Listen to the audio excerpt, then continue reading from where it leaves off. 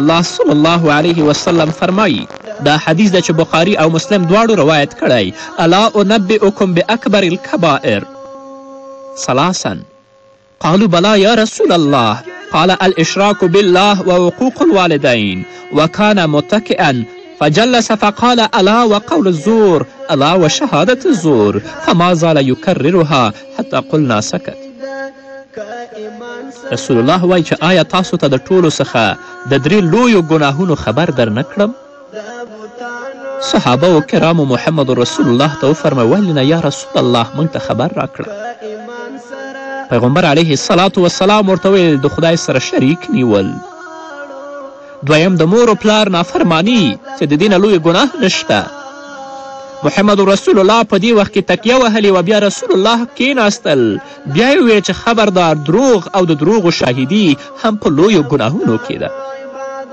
صحابه کرام فرمایي چې رسول الله به دا خبره بیا ویله تر دې پورې چې موږ ویل چې اوس رسول الله صلی الله علیه وسلم چوپ شوی و. نو دا شرک اکبر دی چې څوک په عبادت کې د الله سره شریک کړي.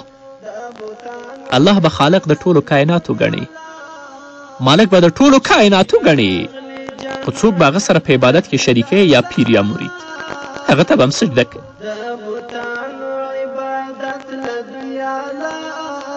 دویم هغه شرک دی چې په کارونو کې ریا ځان ښودنه. څوک چې په خپلو کارونو کې او همدارنګه په خپل نیکو کارونو کې ریا او ځان ښودنه کوي دا هم شرک دی.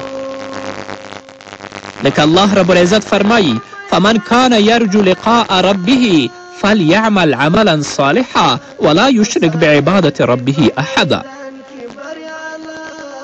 سورة کهف کې انشاءالله 110 آیت دی. الله رب العزت فرمایي که څوک د خپل پروردګار سره د یو ځای کېدو په هیله وي نو هغه د ښه عملونه وکړي.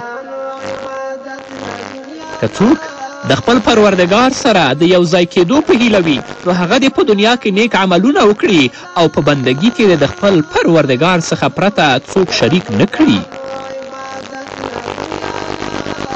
یعنی هیڅ څوک د ریا لپاره باید کار ونه کړي. همدارنګه رسول الله صلی الله علیه وسلم فرمایلی دی ایاکم والشرک ایاکم والشرک الاصغر قالوا یا رسول الله وما الشرك الاصغر قالوا الرياء يقول الله تعالى يوم يجازي العباد بأعمالهم اذهبوا إلى الذين كنتم تراءونهم بأعمالكم في الدنيا فانظروا هل تجدون عندهم جزاء. رسول الله وایي چې تاسې د